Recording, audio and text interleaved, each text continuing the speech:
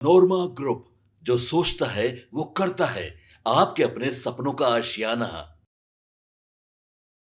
जिस बात की चर्चा पिछले कई सप्ताह से चल रही है, वो बात आखिरकार हो ही गई।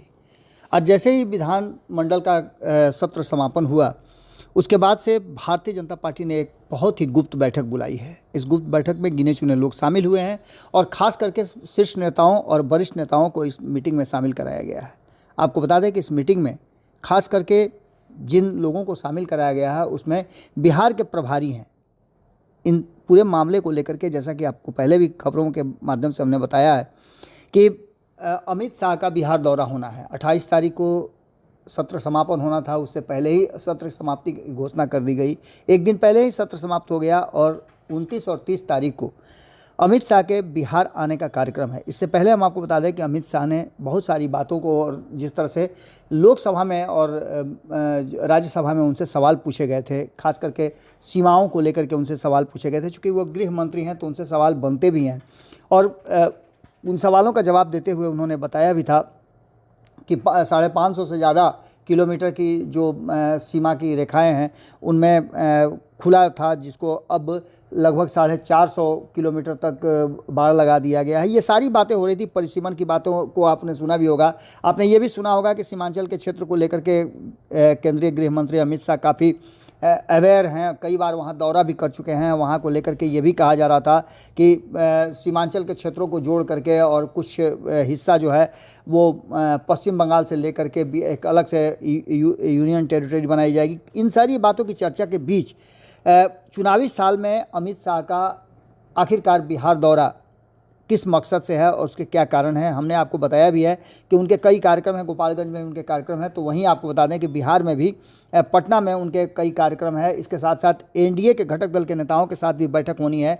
इससे पहले हमने आपको बताया कि दिल्ली में भी बिहार एनडीए के जो सभी सांसद हैं, चाहे वो लोकसभा के हों या राज्यसभा के हों, मंत्री जो हैं या और भी कई वरिष्ठ नेताओं को बुलाया गया था, जिसकी जेपी नड्डा के साथ एक बैठक हुई थी एक दिन पहले।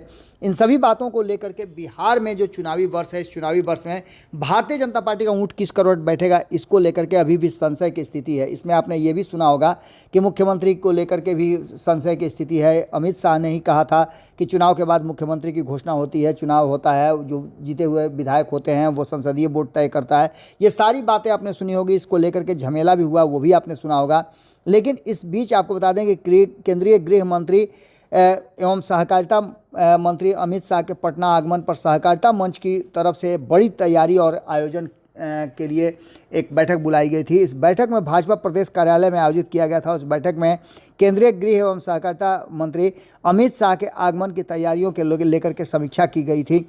और इस समीक्षा बैठक में प्रदेश के जो सहकारिता मंत्री हैं प्रेम कुमार, वो भी शामिल हुए थे। भाजपा प्रदेश कार्यालय में मंच के प्रदेश संयोजक पूर्व विधान पार्षद मनोज सिंह एवं मंच के प्रभारी विशाल सिंह के नेतृत्व में आयोजित इस बैठक में सहकारिता के क्षेत्र में प्रदेश में चलाए जा रहे कार्यों और आवश्यकताओं को लेकर भी समीक्षा की गई और विशेष कार्यों को जल्द पूरा करने का भी इसमें एजेंडा तय किया गया। बैठक में ये कहा गया कि सहकारिता के क्षेत्र में बिहार तेज़ी से आगे बढ़ा है, लेकिन अभी कई ऐसे मुकाम हैं, कई कार्य हैं जो करने हैं। इस बैठक में वरिष्ठ नेताओं के साथ साथ प्रदेश के जो अध्यक्ष हैं डॉक्टर दिलीप जायसवाल, संगठन महामंत्री भिखुभाई दलसानिया, बिहार के मंत्री प्रेम कुमार जो कि सहकारिता मंत्री भी हैं, किसान मोर्चा के प्रदेश अध्यक्ष मनोज सिंह सहित मंच के पदाधिकारी उपस्थित थे। आपको बता दें कि इस बैठक को लेकर के अचानक से इस बैठक को बुलाई गई है और इस बैठक को बुलाए जाने के बाद से कहीं ना कहीं चर्चाएं भी शुरू हो गई है कि आखिर भारतीय जनता पार्टी किस तरीके से तैयारियां कर रही हैं। एक तरफ जहां दिल्ली में बैठकों का दौर जारी है, वहीं बिहार से लगातार नेताओं का, जो बिहार के शीर्ष नेतृत्व के लोग हैं, उनका आना जाना जारी है। एक दिन पहले जो मीटिंग हुई थी, उस मीटिंग में भी आपने देखा होगा कि प्रदेश अध्यक्ष दिलीप जायसवाल दिल्ली पहुंचे थे और दिल्ली के उस बैठक में शामिल हुए थे। ये सभी बातें घुमा फिरा करके अगर देखा जाए तो कहीं ना कहीं इशारा कर रही हैं कि बिहार में राजनीतिक जो यात्रा है और जिस तरह से एनडीए गठबंधन सब कुछ ठीक होने का दावा कर रहा है। मीटिंग से निकल करके भी कई नेताओं ने कहा कि नहीं, इस मीटिंग में कोई ऐसी बात नहीं थी, एक अनौपचारिक बैठक थी। इन सब के बाद जो भारतीय जनता पार्टी का एंगल है वो बहुत सारी कहानियों को जन्म दे रहा है। नीतीश कुमार को लेकर के अभी भी संशय की स्थिति है, तो वहीं दूसरी तरफ ये भी कहा जा रहा है कि भारतीय जनता पार्टी इस फिराक में भी है कि चुनाव जो है वक्त से पहले करा लिया जाए। अब देखना दिलचस्प होगा कि जिस तरह से एनडीए गठबंधन को लेकर के एकजुटता की बात की जा रही थी, अचानक से अमित शाह के बिहार दौरा के बाद से चर्चाएं कुछ अलग दिशा में भी मूव करने लगी हैं।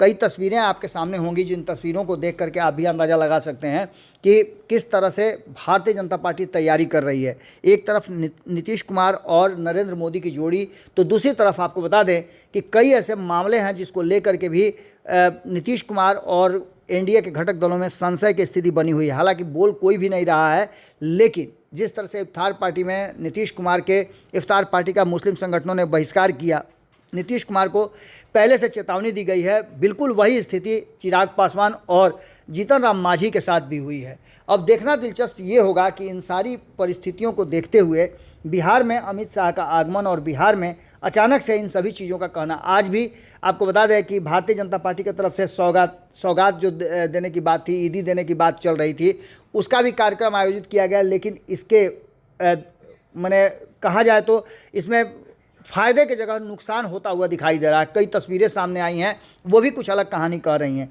यानी कि अगर देखा जाए तो अमित शाह के आगमन और उनके आने के बाद वो क्या कुछ कहते हैं, अपने कोर टीम के बैठक के बाद वो क्या फैसला लेते हैं, और उसके बाद उनकी एनडीए के घटक दलों के शीर्ष नेताओं के साथ बैठक है, उस बैठक में क्या कुछ निकल के सामने आता है।